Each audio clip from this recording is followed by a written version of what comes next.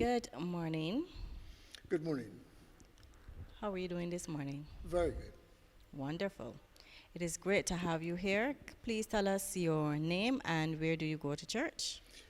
Thank you for having me here. My name is Frank Codrington. I currently attend church at Maranatha. Okay, thank you. Okay. How long have you been an Adventist? All my life, I'm a second generation Seventh-day Adventist. Oh, wonderful. Are you a vegetarian? Yeah, a strict vegetarian at the moment. Okay, tell us a bit about how did you become a vegetarian? Were you always a vegetarian? No, of course not. I grew up in the Seventh-day Adventist Church and resisted the health message, primarily because I didn't think that I appreciated the way that it was presented. So I did what I felt was good, assuming that I believed I grew up poor and was deprived. So therefore, when I could afford to, I decided to be extravagant. Okay. So, okay, continue to tell us what made you become because you said that you were not always a vegetarian. What made you come into this lifestyle? That is because of illness. In 2001, I was diagnosed with non-Hodgkin's lymphoma. At that point, it was stage 4B, and it was a high-grade cancer. Anyone who knows anything about that would know that my next step was go home and make things right with God. So, what else did you do to become a vegetarian? And I see that you're looking very healthy. So, tell us more about what made you change. On my first weekend home that was negotiated within the hospital, because I spent 7 months in hospital, and I was able to go home on weekends. On my first weekend home, I spent all the time on the computer trying to figure out how to get out of the situation that I was in, given the fact that the oncologist had told my wife that if I survived the 8 months scheduled for treatment, I'd be lucky. And if I did, I'd be always sickly and have a best case scenario of survival 5 years.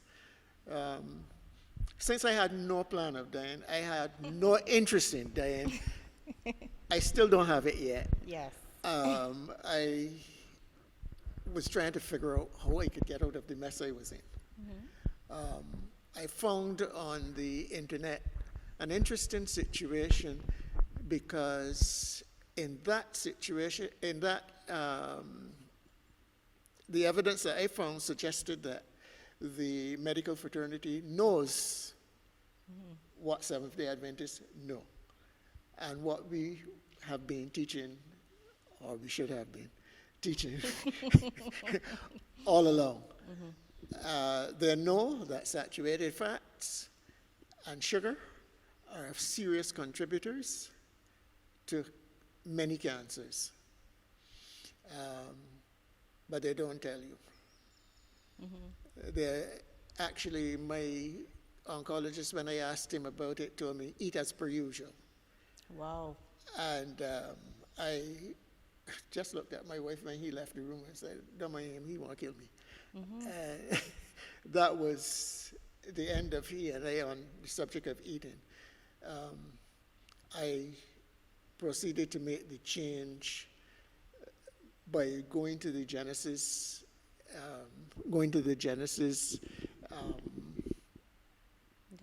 diet. And from there, I have never turned back. And I proceeded it by using what the medical fraternity refers to as cold turkey. That is, I just abruptly stopped eating everything and just started eating fruit salads and drinking water, which I did for 3 weeks. And then I added vegetable salads, raw, to the fruit salads and drank water. And you don't die, you live. And probably live better than Clearly. how you eat normally. I spent 7 months in hospital and I never ate cooked food for that 7 months. In that 7 months, I ate raw vegetable salads, fruit salads, and drank water. Interestingly enough, the schedule of 8 months treatment was cut short at the end of the 7th month because the oncologist said it doesn't make sense continuing. I had responded too well. I was too well recovered, so no problem. I went home and I have continued that diet. When I started to eat cooked food, I then did what we would say Granny would do. I ate potatoes and yams and eddos and cassava and that kind of stuff. Grown provision, right? Okay. Added that to the vegetables and the fruit and water, which I still use today. Okay. So you went through a period of chemo. Yeah, I had extreme chemo and radiation. And how was it for you? Did you change your diet then, or what did you eat? Were you ill? Because I understand from videos, etc., that when you are on chemo, that you are normally ill. You have vomiting, diarrhea. What did you have those side effects from the chemo? Minimal because of the way that I was eating. I had seen on the internet that if you are in treatment and you are continuing to use saturated fats and sugars, it exacerbates the side effects. So, yes, I had them, but not like the people I saw around me. Oh, okay. I hardly ever used to have those kind of side effects. Diarrhea, really. What it did to me is that I was this size originally, and I lost 47 pounds from this size. Okay. So, in truth and in fact, it reduced you.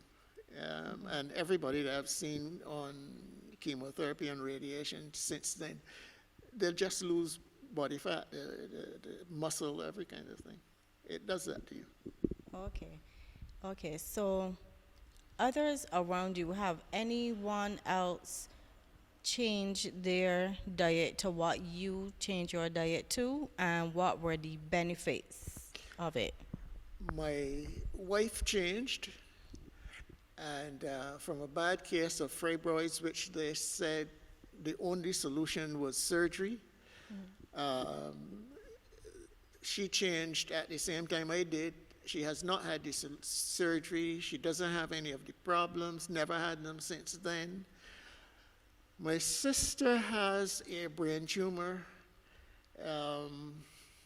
It will neither come nor go, but it doesn't bother her really. She still functions normally. And she has changed. I have met several persons who have been diagnosed with cancer, and I've shared my experience. Some people have done the same thing that I did and got the same results. What I have observed is that those who stick with it, like me, continue to have the results. Those who go back, like most people, you know, you want to get out of your situation, you get out of it. Yes. And then you go back to you, being you. All of them have died. I don't know any of them that are alive. All of them have died. All the ones that went back have died because they had a repeat of the illness, and then it wouldn't respond to anything. Okay, so it's kind of like the body only repaired itself that one time, And decided in its mind, I did it for you, you don't want it done, so. okay. Wow. So that is a big lesson for us. Okay, so I realized you really said it in your testimony where I was going to ask you about advice. You said it in your testimony that if you use God's plan, God's diet plan for man, that we will be healthy and we will live long. You're a testimony to that. Who threw everything out of your freezer, your meats, everything, and went on to a plant based diet. Do you have any further advice for any one of us um, pertaining to the plant based diet? Prevention is better than cure. Don't wait until you get ill to try to reverse it. You may not be as lucky as I have been, right? However, the Seventh-day Adventist Church, through the health department, does have programs, and the most popular one around here is the New Start program. Yes. NEWSTART. N is nutrition, E exercise, W water, S sunlight, T temperance, A for air, fresh air, R rest, T trusting God. I believe the last one should be first, but Yes. across it, the acronym doesn't allow for True. that. So, but the trust in God is significant. God will respond, but you have an obligation and a responsibility. So don't think that you can do as you like, and then God will come running behind you begging you to get better. Okay. I don't think so. I could be wrong, but I don't think so. Okay. So just give us, just tell us what exactly do you eat, like for breakfast, lunch, and dinner? Just Okay. That's an interesting question because I tell people we have been grossly misled in the Western Hemisphere. We have this thing about breakfast, lunch, and dinner, which I have now concluded is nonsense. And what we think breakfast is nonsense or non-existent. It's like you have your car, it's empty or almost empty. You want to drive to where you're going, and you decide you're going to the gas station after you come back. That's Okay. breakfast. okay. Okay? Then at lunch, we eat utter nonsense, like I used to. You go into a restaurant, very few people cook and carry to work lunch. So you go into a restaurant, you look around. The most thing that is on the deck is meat. Most lunches are priced based on the meat. The other things are just thrown in. What else do you have there? Macaroni pie, white rice. So we go, we get rice or macaroni pie or both and meat. We don't have any vegetables. And then we buy some kind of soda, which is loaded with sugar. And dinner, we come home and we eat the heaviest thing that we could eat, then to go to sleep. So we get up in the morning, tired, and wonder why the night went so fast. What I have done at my house is we have thrown out the whole idea that we have been taught, and the heaviest meal of the day is the first meal of the day. That's breakfast. Big food. Okay, when you say big food, what do you mean? Lots of everything that you should be eating. You have to have your protein, your carbohydrates, your vegetables, okay? Half of the plate should be vegetables. A quarter of the plate, carbohydrates. A quarter of the plate, protein. That's not all we eat normally. We eat 2/3 of the plate carbohydrates. no vegetables or very little, and the rest is protein because we've been told that we need a lot of protein. And we've been told that when I was at secondary school, I was taught that protein, the best protein, first class protein comes from meat. Second class protein comes from vegetable matter. I don't believe that anymore. So I have discovered that you don't even have to have protein from an animal source. Correct. So at my house, we don't use cheese, butter, eggs, milk, none like that. But the heaviest meal is breakfast because you're going to work for the rest of the day and you need the energy. Lunch is a step down from there. And on evenings, you should not really be eating after sunset. And if you eat after sunset, you need to wait at least 4 hours before you go to sleep. Okay. So breakfast, lunch, dinner before sunset, not 7. No, before sunset. Before the sun is set, you should have your dinner. And that is supposed to be your last meal. Right. And the reason for that is that the digestive process takes a minimum of 4 hours. Okay. Especially if you're using meat, that takes even a lot longer. So, and when you go to bed, the brain operates a funny way from what I understand. If it is dealing with digestion, it's not going to go into the sleep cycles that it should go into. It will be working.